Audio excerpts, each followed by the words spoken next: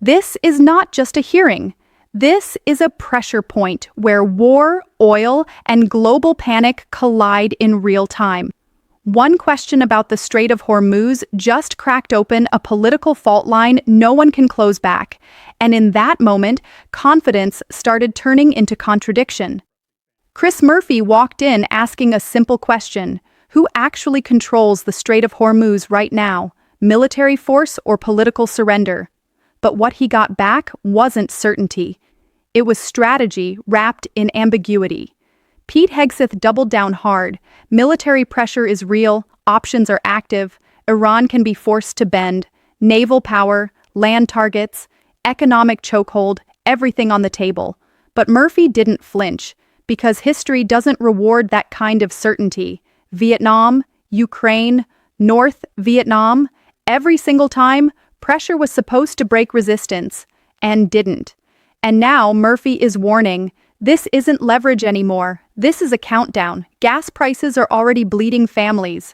Global supply chains are already shaking.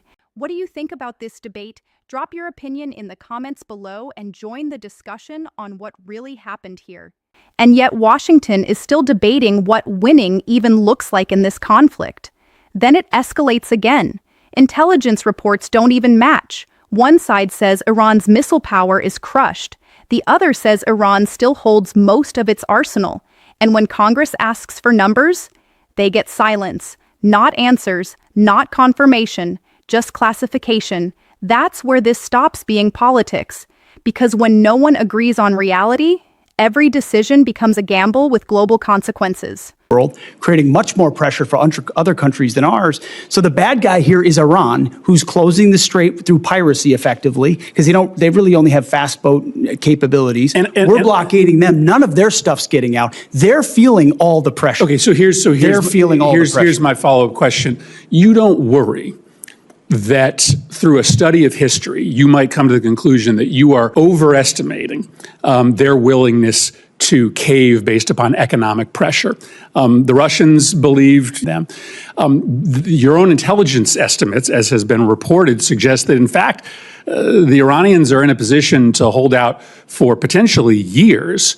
This is a high-risk strategy to hope that this economic pressure will eventually cause them to voluntarily reopen the strait when there's plenty of evidence from military history to show that countries that are being attacked or invaded or occupied are actually willing to put up with a whole lot of economic misery in order to preserve national pride.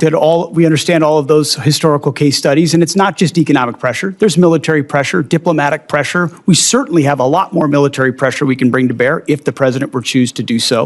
I think there are a lot of different dynamics. Chris Murphy didn't just question a defense strategy in that hearing, he directly challenged the entire logic behind how the United States believes the Strait of Hormuz can be reopened amid rising Iran tensions and global economic pressure.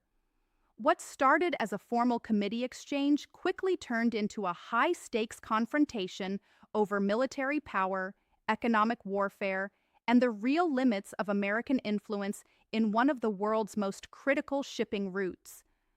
Murphy pressed for a simple answer. Is this crisis solvable through military force, or is it ultimately a political decision that rests inside Iran's leadership?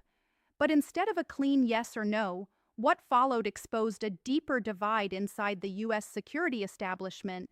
Hegseth insisted that multiple military options exist: naval pressure, strategic targeting, and broader force projection, suggesting Iran can be forced into compliance through sustained pressure from all sides.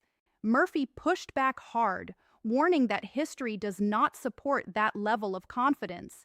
He pointed to past conflicts where economic pressure and military escalation failed to break long-term resistance, arguing that adversaries often absorb immense suffering rather than surrender strategic leverage.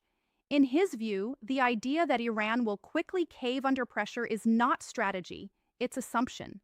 The hearing then shifted into an even more sensitive dimension: intelligence consistency.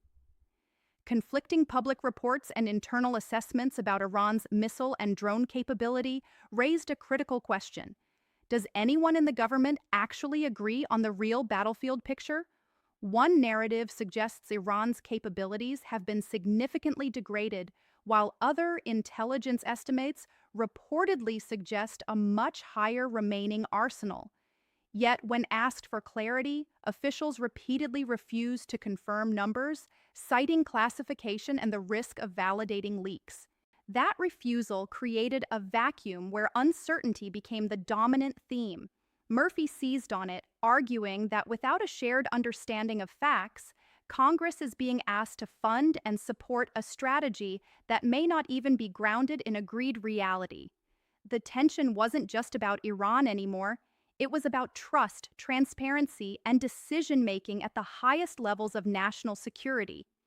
As the exchange continued, both sides dug deeper into their positions.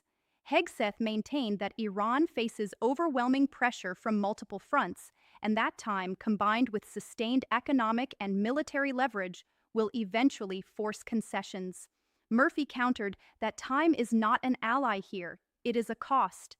Every delay, every escalation, every unresolved blockade translates into real-world consequences for global trade and American households. By the end of the hearing, no clear resolution emerged, no confirmed intelligence, no unified strategy, just competing interpretations of the same crisis, and growing concern that the gap between political messaging and operational reality may be widening.